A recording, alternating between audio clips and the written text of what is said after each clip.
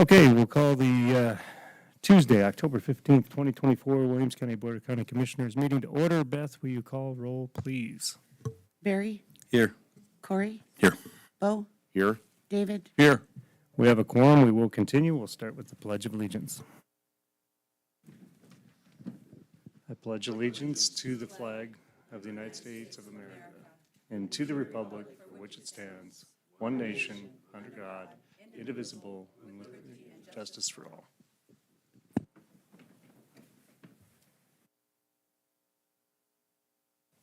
Okay, we'll start with item C, the consent agenda. What are the wishes of the board?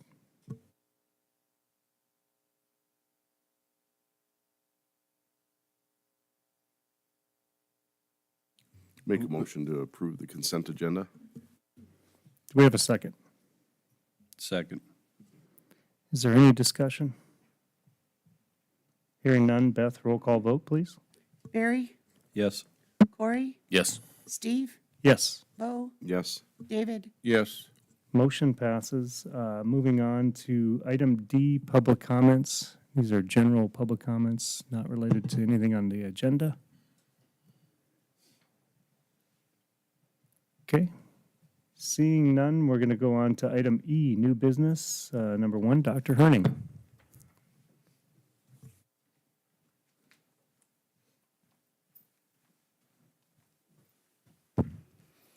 Good morning, Chair Kemp, Commissioners. Greetings from Williston State College. Good morning. As our history professor at the college, Richard Stenberg, would say on a morning like this, it was a bit fresh outside today. So I call it chilly, but he calls it fresh. So anyway, thank you for a few moments to provide some updates on the college for our fall semester. And believe it or not, we're already halfway through the fall semester. We're already in week 8. Seems like we started yesterday, and we're already halfway through the semester. But a couple of updates I'd like to share with you. First of all, sharing what the official numbers were for the college for the fall semester. You may have seen them in the Williston Herald. Mr. Falcon did a nice article. Michael Anthony did a nice article for the news, which captured the attention of the capital city down in Bismarck. They ran the story there, made the statewide newsletter for the university system. So just very excited for how those numbers came in. So the official census numbers for the fall semester, just to give you a couple of highlights on the spreadsheet, they were all 5-year highs for the college. And so we went back 10 years and took a look, and for the last 5 years, these are the highest numbers that we've seen, and almost every category was double-digit growth compared to last year. And that's really the product of a lot of things that we've been working on the last couple of years, new marketing campaign, new outreach coordinators, reworking the scholarships that we get through the foundation. And so all of those are really pointed at this fall being a true test for how those things are working. So these were the numbers as they came in on Census Day. Our total head count year over year was up 16%. Our full-time student head count means those students that are taking 5 or more courses in the fall semester, that was up 19%. Our credit hours scheduled, which is truly the measure of students taking classes, was up 17%.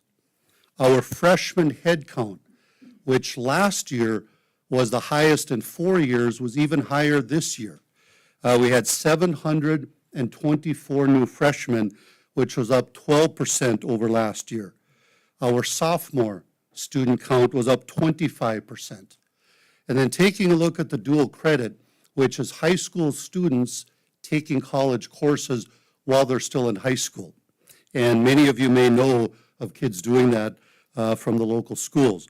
The head count for dual credit was up 26% over last year, and the credit hours scheduled for dual credit was up 53%. So very, very pleased with those numbers, and we like to say that this is the starting point for the next 5 years.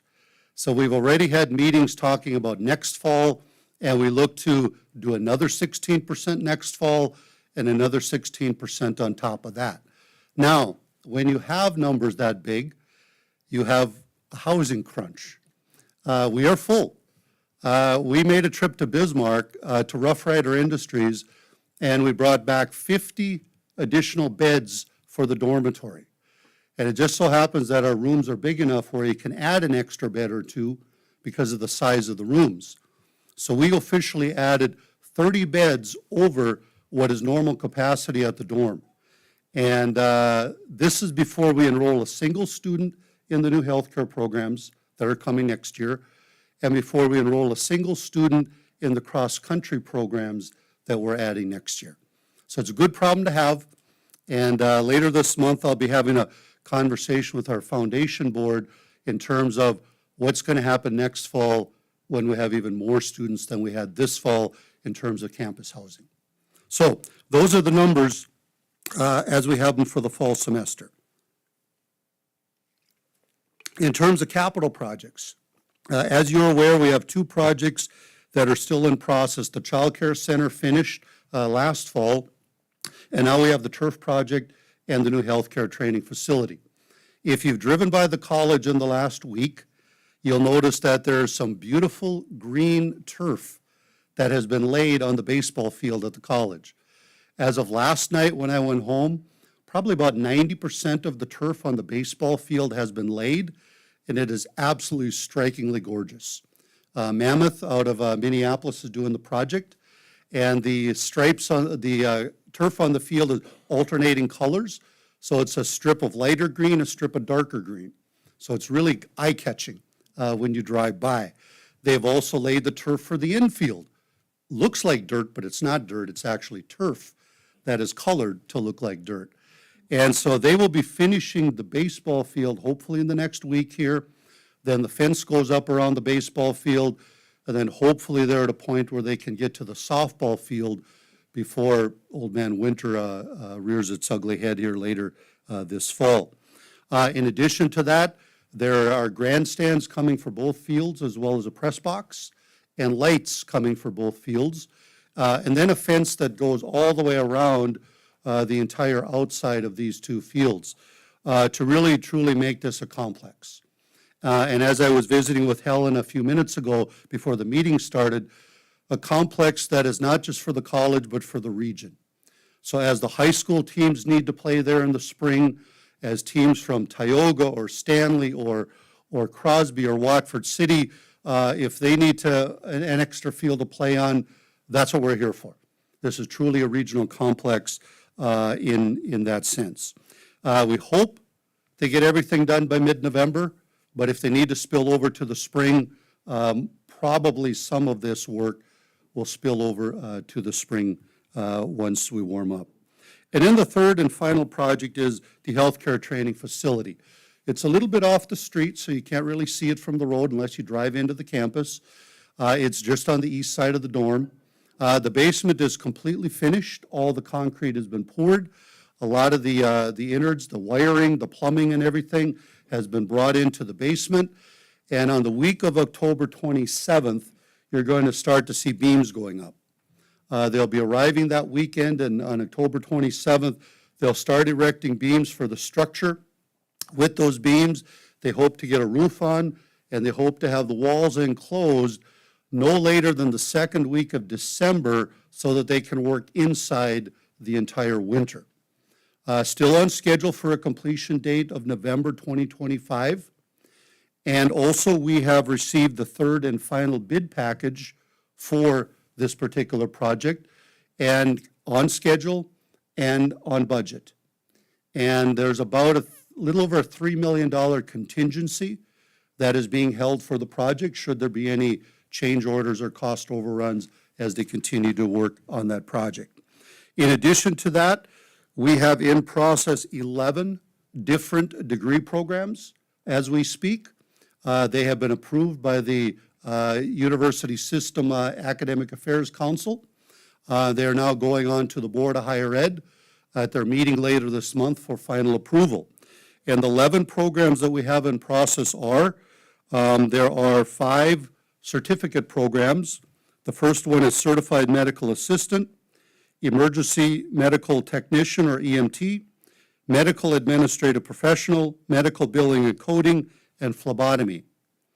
And then in addition to that, there are 6 associate level programs that we have in process. The first one is addiction studies, human services, health information management, paramedic, public health, and social work.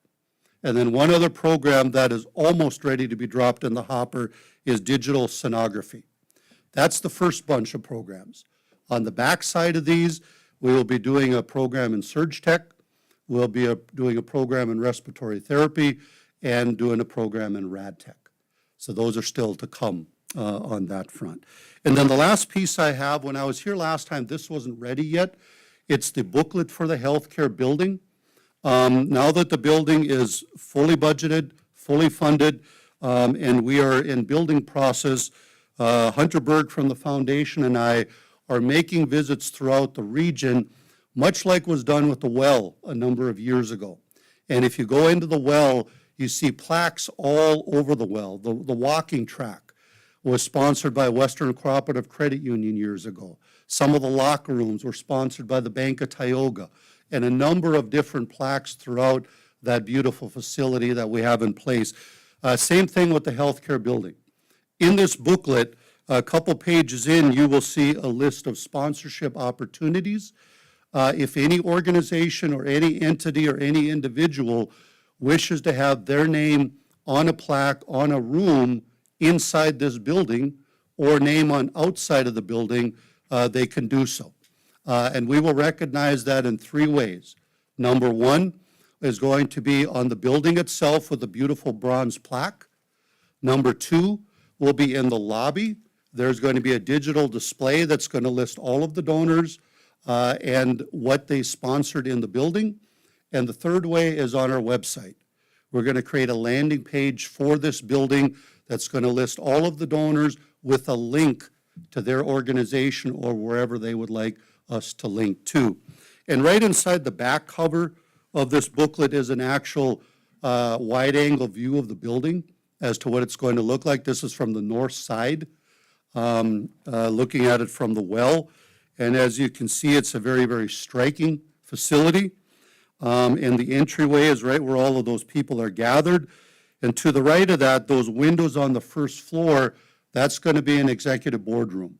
It is going to have a beautiful table in there that seats 18 people, and it's going to have display screens where you can display videos, much like the ones in this room here, and is going to be kind of a step up from the alumni room that we currently have right next to the well. So I pause with that and will field any questions that you have on anything that I shared or anything about the college that I may not have shared. How is staffing, your own staff, how has that gone for you from a hiring perspective? Staffing is a struggle. I won't sugarcoat that at all. On the staff side, we are 100% fully staffed. On the faculty side, we were fully staffed until the first week of school. We had 2 instructors leave us. One went back to Kentucky after being here for 12 years to be closer to family, and the other one left for healthcare reasons. We were able to backfill that with part-time adjunct faculty and are posting now, and they're both science positions actually, so we're posting to fill those positions. So on day 1, we were 100% staffed at the college, which is not easy to do in this environment right now. Absolutely. Congratulations. Thank you. Any other questions or comments for Dr. Herning? Thank you. I agree. It's an exciting time at Williston State College. And one thing I didn't mention is we just had an accreditation visit from the Higher Learning Commission. We're waiting for that final report, but that was, they had no commendations, no recommendations for improvement. So very pleased with that also.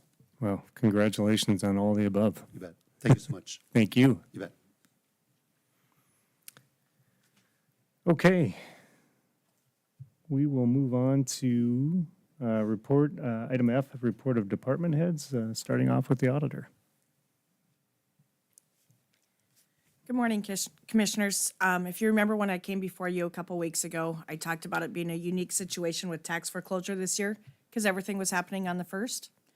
After I got back to my desk and started thinking about the next step, it hit me. Usually after we take the properties on October 2nd is when we add on the prorated amount and the specials if there is any from the cities and townships. So we do need to do an adjustment to that minimum bid price. Okay.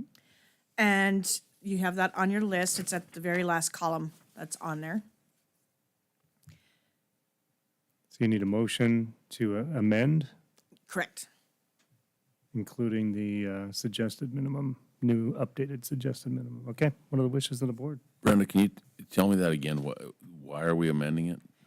Because we do, usually the minimum bid price, most of the time, we suggest doing the 2021, 2022, 2023, a prorated amount for 2024, any penalties, interest, and fees, and any specials that the cities will be assessing for 2024. And what did we do? We did the 2021, 2022, and 2023 in any penalties, interest, and fees. So we were missing the prorated and the specials. Gotcha. Okay, thank you.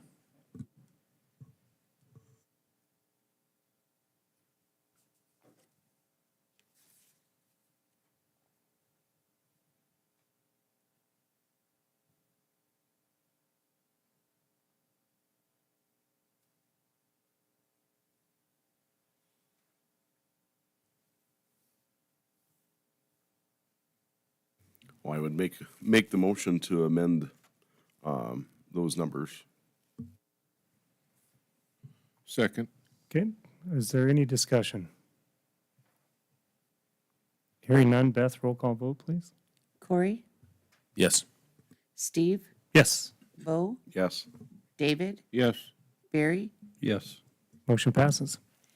And then the next thing we would need to do is we originally sent that objection hearing for cities and townships for today, and we would need to move that to November 5th, which is the date that we were trying to avoid that first time.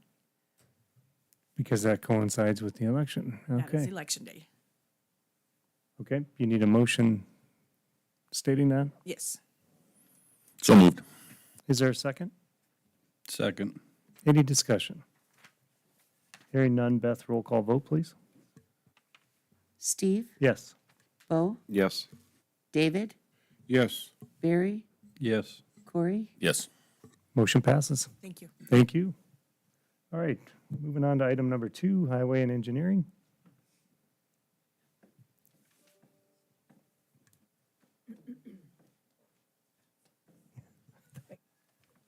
Morning. Good morning.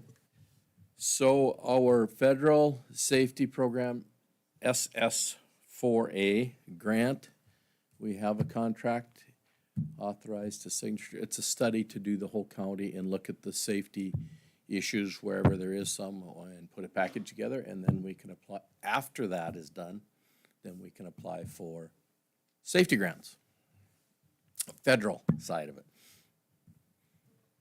We are awarded $250,000, and our next step is to hire a consultant to do the study, providing you agree. So the cost of the study will equate to the grant award? Yep, that's the grant award, correct? 200,000 we were awarded, right? And then we pay 50? Am I reading that right? Maybe it is 2 and 250. Well, I'm just trying to make sure we're on the same page. 'Cause Yes. It looks like we got Yes. 200 and we pay 50 to get the 200, right? Yes. Okay. Sorry, I missed. No, that's fine. I just wanted to, Okay, what are the wishes of the board? would make a motion to approve and authorize the chairman to sign.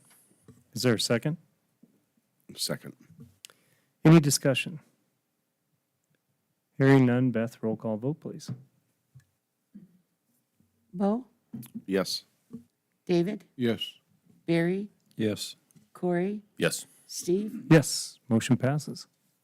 Okay, and then our federal aid program sheet was sent to us a couple weeks ago. We had some corrections because some of the things we had on there we've already corrected or have redone.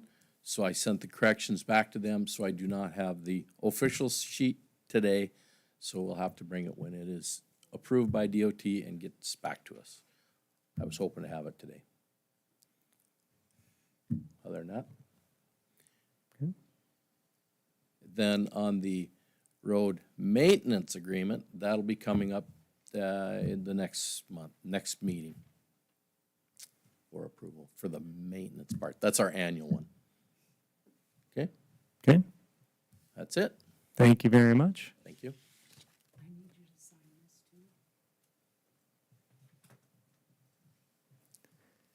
Okay, item number 3, Mr. Williams, you're up.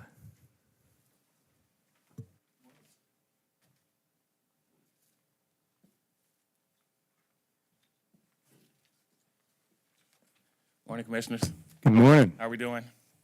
Good. How about you? I'm good. It's been a while.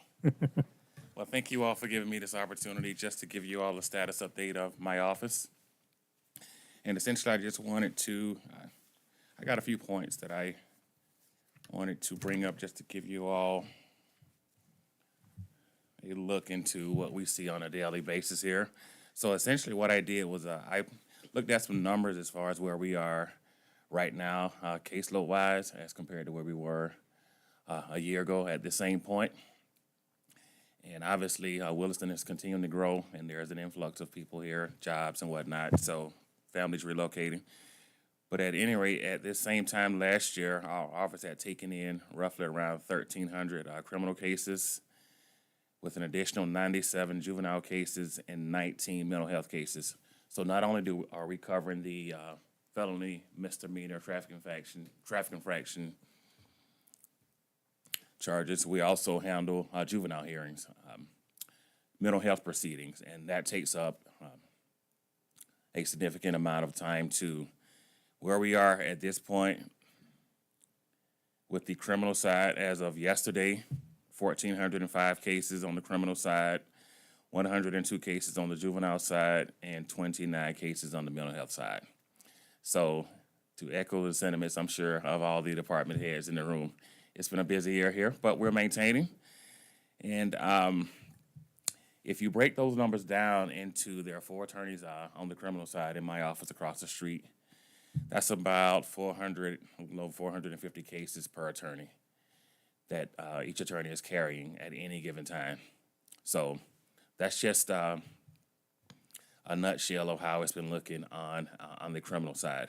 And while I'm up here, I do want to take this opportunity as well to thank all of the tremendous work that Karen continues to do for us on the civil side.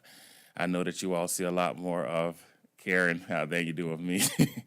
But Karen continues to hold her own and pull her weight on the civil side, handling contracts with department heads, overweight tickets, and all of the other matters that come up on the civil side. So I really do want to take this opportunity to say I know that I couldn't do what I do and keep a cool composure without all the work that Karen does for us on the civil side. So Karen, I want to thank you for what you do as well.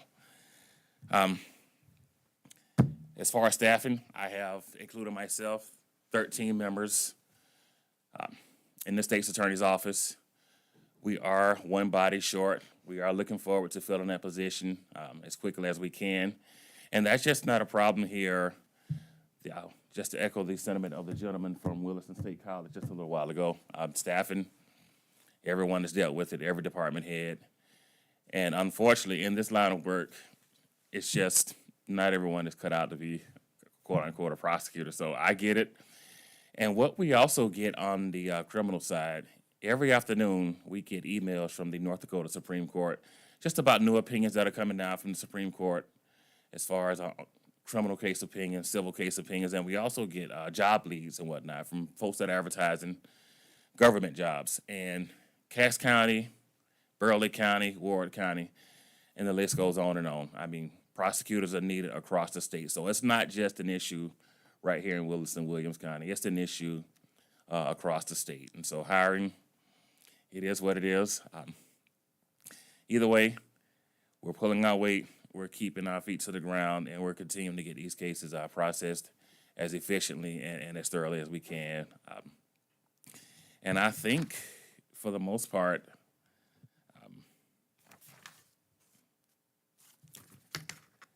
that's really all I've been up to. Keeping the office running. I too carry a caseload just like the rest of the prosecutors.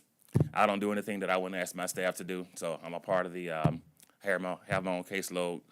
I'm a part of the on-call rotation, and that doesn't include all the things I do on the administrative side too as the department head. So needless to say, that's what I'm up to on a day-to-day basis in the state's attorney's office. Well, fantastic. And sometimes you even have to give your kids a ride to school, right? I mean, yes, that's an important part of being around, so. You know, that's the thing, and I've been trying to get out of doing that. You know, I cannot convince them yet. The walking is just fine. You know, we did it when I was growing up, all my siblings, and we made it. You know, and I've even tried to volunteer them at the school for different things after school, and for some reason, the principals at the two schools that my kids go to, they've been giving me pushback. Even threatening to contact social services about what I'm doing. So yeah, I'm gonna have to take a step back, I guess, and just keep doing my daddy duties in addition to what I do as state's attorney here. Well, enjoy that time with those kids. You don't get enough of it probably Yep, with yep. the workload you have. Yeah, but genuinely, I have no complaints. I love what I do. I love the county here.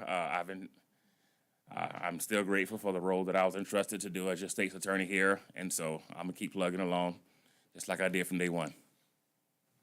Yeah. Any questions? Oh, Commissioner Hanson. Just talking about caseloads a little bit, Jacon. Is that part of the issue with trying to fill that other spot? I mean, do we need to look at expanding? I mean, I'm thinking 400 caseloads. Barry and I were just discussing on how many things a person can forget earlier today. I don't know how they keep it straight. Is it something that we need to look at to try to give you guys more help in the office, or are we? You know, and I'm also thinking back. I looked at the vacation days that we extended, and pretty much it was your whole office because nobody has time to get out of there. Yep. You know, not only replacing that one, is it something that we need to look at adding another one, or I mean, am I looking too deep into it? Or?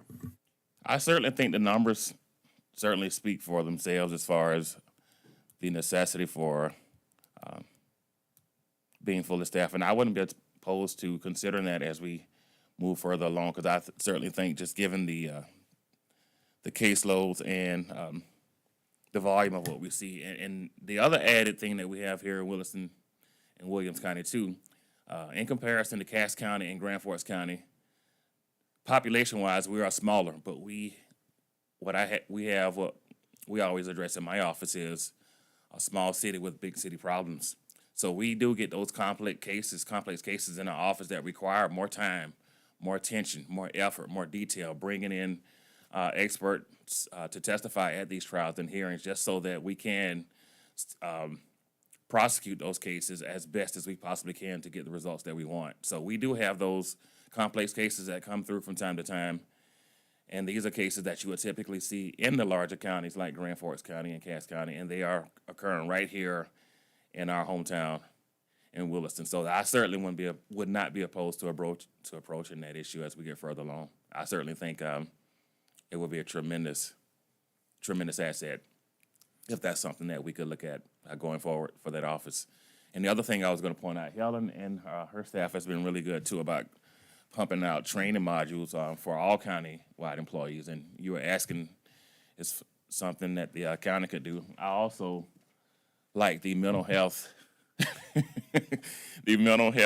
training and training modules that get disseminated out from time to time, because that work-life balance is certainly important. And I try my best to keep that in mind, especially when it comes to staff needing time off, or when you all get those requests for carrying over the vacation leave balances, just because I know folks are hitting the ground running. I know folks are really trying to stay on top of all the stuff, and sometimes it's almost as if it's not enough hours in a day to accomplish everything we need to accomplish on the caseload size. So that's where we are.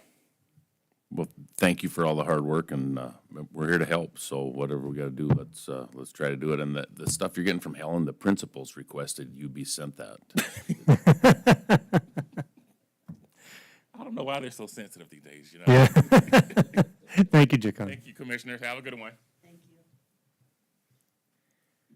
Okay, Marcia.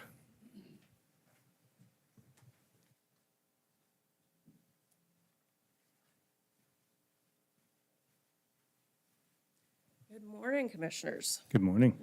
So Karen has worked diligently with a gentleman named Dave Velko from, what is the, BizStream, on a contract to get us a database for our kids. We're still doing everything by hand, paper and pencil. It's beyond time to update to a computer database system over there. So Karen worked through the contract. I think they got it finally all hammered out and agreed on it. So now we need a motion to sign it and make that first payment. Okay. It's on page 5. So the first year estimated cost is 21,000, and then year 2 cost is going to be 13,500.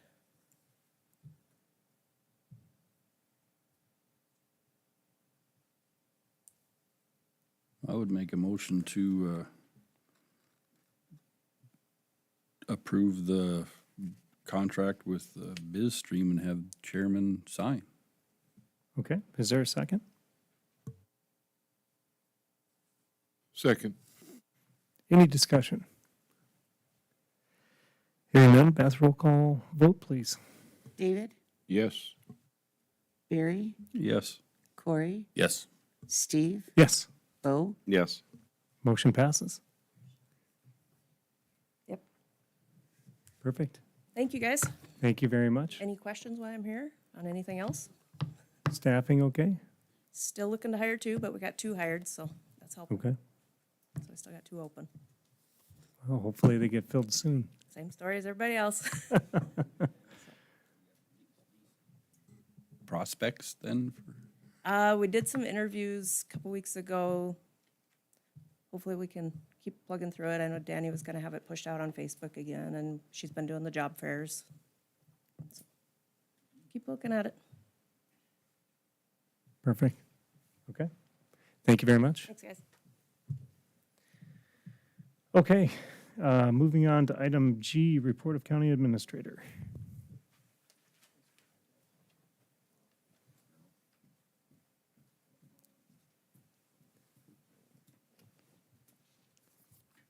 Good morning. Good morning.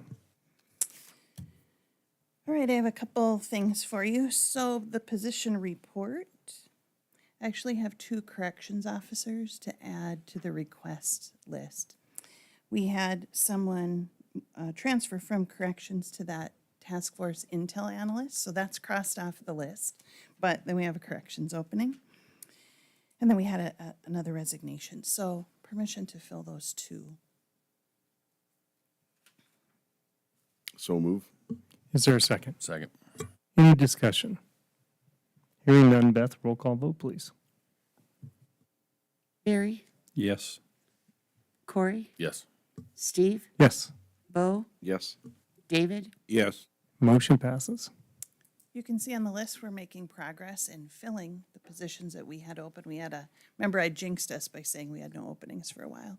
So we've made our way through a lot of interviews. We've got a lot of new folks coming in. We've had some transfers too. And so just of note, someone transferred out of DMV to actually take an administrative assistant position at County Highway. But we aren't going to right now try and fill that positions. We're trying to find the right level of staffing at DMV, and sometimes we feel a little heavy and sometimes we feel a little short. So just know that position got piled over into the hold list, and we're making our way through. Jacon being here and having that conversation about attorneys, the reality is across the state and across the country, it's difficult to hire those prosecutors. And so I don't disagree that if we could find 2, we have the work for them, but we have really struggled to find the one we need. So Do we permanently advertise for attorneys and prosecutors? I mean, are we always advertising? I mean, it seems like you almost fortunately, should. we have been. Okay, that's what I thought. Yeah. And and there's a little trick. I mean, at some point we do take it down for a little bit, because if it's on all Forever. of the job boards and everywhere forever, then just the search algorithms, it shows up as sort of an old job. And so, yes, Okay. it's theoretically posted all the time, but every once in a while it's off for 2 weeks so that we can, Yep. maybe capture someone's attention who hadn't seen it yet. So, working our way through that. We have two appointments. One would be a board position. The water board had a seat that was open. Ken Chose resigned. You see that term, it will be filling the unexpired term. So 1/1/23 through 12/31 of 25 is this term. We had one applicant, Corey Perizic, who's previously been on the board and is also a member of the weed board. Karen did vet that process and make sure that there wasn't a conflict. So we're okay there. Okay. And of course, this went through the water board and they were fine with this choice. Okay, what are the wishes of the board? Make a motion to approve those appointments. Okay, is there a second? Second. Any discussion? Just clarification, this is Water Resource Board and the North Dakota State Fair Board, or which position? No, it's just it's the water resource. Okay. All right, any other discussion? Hearing none, Beth, roll call vote, please. Corey, Yes. Steve, Yes. Bo, Yes. David, Yes. Barry, Yes. Motion approved. All right, the other item is that each county has a spot on the North Dakota State Fair. It's a board, but it's not like it's an update type board. And we did have Haley as our delegate, and she, of course, has left our employment. And so I'd ask that you appoint me for this year as that delegate. And in the future, it probably won't be me, but that's right. Really struggling to find reasonable people. I would make that motion. Okay. Sorry, I couldn't resist. Yeah, That's all right. is there a second? Second. It's kind of Any a comedy discuss- show today. Oh, any discussion? Hearing none, Beth, roll call vote. Steve, Yes. Bo, Yes. David, Yes. Barry, Yes. Corey, Yes. Motion passes. All right, 2025 calendar. So like all public boards, you are responsible for setting a calendar, and then those are your regular meetings for the year. Any meetings outside of this established calendar would be special meetings, and North Dakota law gives us special rules for making sure the public knows about those as they're happening. So this is actually just part of the normal fall process in preparation for open enrollment and making sure staff and everyone knows what our calendar will look like for 2025. I put this together for your review. Just a couple of things to show you. We have our normal first and third Tuesdays. There's no variation from that in this year. The calendar plays out pretty nicely.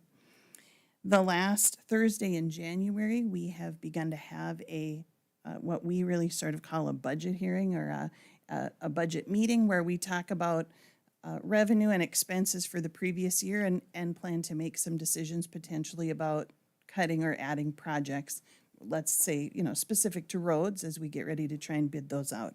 So that's called a regular meeting, January 30th. Then we schedule our budget hearings in July so that we all have those on the calendar, plenty of time ahead. It's the Tuesday and Wednesday. It's really the third Tuesday and Wednesday in July, following the commission meeting and the park board, and then a Monday to follow in case we had any cleanup or follow-up work to do ahead of the first meeting in August. And then at the end of December, we have had, for the last number of years, we've had a end-of-year kind of bill approval meeting. And in this switch that we're taking from cash to accrual, we actually may not have to have that meeting anymore. We didn't used to. And then when we made the switch, there was this requirement to talk about the last bills to be paid on the last days of the month or of the year. So I put it on the calendar for 25 because we're new in this accounting system, but I would anticipate that in the future, we'll just handle bills on the normal every other Tuesday cycle, and we won't need to do this. We might even cancel this meeting as we get a year down the road and see where we're at, but let's put it on just so we all have it on the calendar. And then I would point out that I put before you today permission or a request, and that would be to add December 26th to the holiday calendar for 2025. In my 25 to 30 years here at Williams County, we have typically taken this 26th, which is a Friday, as an added holiday. And instead of waiting until real close to the time when people have been trying to make plans and deciding not to take plans because it's not a long weekend, I decided let's just do it while we're making plans for the whole year. So Beth and I need your approval to approve your meeting schedule, make it official. And then I do need you to consider and approve, if you're willing, the 26th as an extra holiday in 2025. Okay, Would make a motion to approve the meeting schedule as presented. You want two motions? And actually adding the 26th as a holiday. okay. Is there a second? Just for clarification, just for 2025, correct? For the 26th? Correct, for Yeah. 2025, I'm sorry. Second. Okay. Any discussion? Hearing none, Beth, roll call vote, please. Bo, Yes. David, Yes. Barry, Yes. Corey, Yes. Steve, Yes. Motion passes. All right, I have two other things for you. One is a reminder that we have an event in town called Elks Youth Day, which is put on by Mr. Chris Mack at Williston High School. It used to bring students from the government Problems of Democracy, I think is actually the label of the class. So they're learning about government and democracy. And they used to come and sit with you and be part of the meeting. They did that for a number of boards. That we have phased out that part of the program. But they do come and tour our buildings, spend time with actually judges and attorneys in the courthouse. They tour a number of government buildings, and then there's a lunch where they invite government officials, leaders, department heads. That is on November 13th. I believe that I sent you all a notice about it, but if you could come and interact with those high school kids, we'd love to have you. The second thing is that we are working on a mailing that we are going to send out to all of the individuals who own property that were impacted by the recent fires. We have the ability to take the mapping that we have, the aerial photography and mapping that we have, identify the mailing addresses of those owners. And so what we're going to send out is a packet with all of the information that we're able to compile. Most of it is resources through NDSU Extension, other agencies at the state. There are some federal opportunities, but we'll also send some information about other things that we know are going on or can go on. For example, the assessor's office is working real hard and real fast to try and get some of the proration done for the property, the structures that were damaged, to have that happen yet before the 2024 tax statements go out. There's a timing issue. We've got to get it done real quick. So they're going to be out. We'll include that in the mailing. They're going to be out in that area of the county trying to assess those structures, look at what's left and what's been lost. Now, of course, many of those structures are ag, and so they weren't actually being taxed anyway. But we're gonna do the best we can, and by we I mean they are going to do the best they can.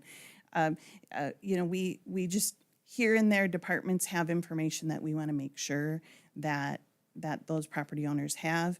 And although I think there's been a lot of good support over in that area, there's some social media places that people can go. There have been community gatherings, but just one more way to try and make sure everybody's gotten the information. If they're struggling on the technology side a little bit, hopefully it will help to get something in the mail that's paper. Just a thought, and Corey actually brought this up before the meeting. Is there something we can add into there for folks that were maybe not affected by the fire to look at their insurances and check to see how they are covered in a catastrophe like this? Corey brought up that grain and storage may not be on your policy. So if grain bin was burned up and all your crop was in there and it burned up, if there's not a specific rider on their policy, that would not be covered. So just as a check your policies and make sure you're covered type. You're thinking Information. for people unaffected, just to think of something we learned in this process. Yes. I don't know that, I mean, yes, we will provide some insurance information. There may be other ways to get a hold of people that weren't affected to pass Yeah. that information, but yes, I hear you. What we learned type thing. Yeah, right. yes. Yeah, Right. even a Facebook post would be helpful for people to see something. Yep, yep. Maybe the news media would cover something like that. We can certainly pass it off. We have some reporters who like to get ideas for stories. We do know, I know, Corey, you had a question for Verlin last time, for the sheriff last time, about how long until that investigation is complete. I don't know that we have exactly the right answer, but it sounds like it's weeks, not days. I think it's a little ways out. So I think Lindsay has been really compiling this information, and I think we'll make sort of a table of contents, she called it, that will describe, here's what's in the packet, here's what you can look at, and we'll certainly try and get an update on those kinds of things as best we're able to get the most current information out, and then we'll put it in the mail, and it will be a little outdated by the time people get it, but we'll do our best. We're hoping to get that out this week. Perfect. Anything else? Nothing from me, unless you have anything. All right, wonderful, thank Okay, you. thank you. And with that, whoop, Brenda. I do have something to add. Lindsay messaged me, and it is a question that we get quite often from the public on where the location for the tax foreclosure sale will be. And we really don't have to set it until the next meeting, but if we could go ahead and bump that in there and do that now, that way we can get that onto the website and that information out to the public.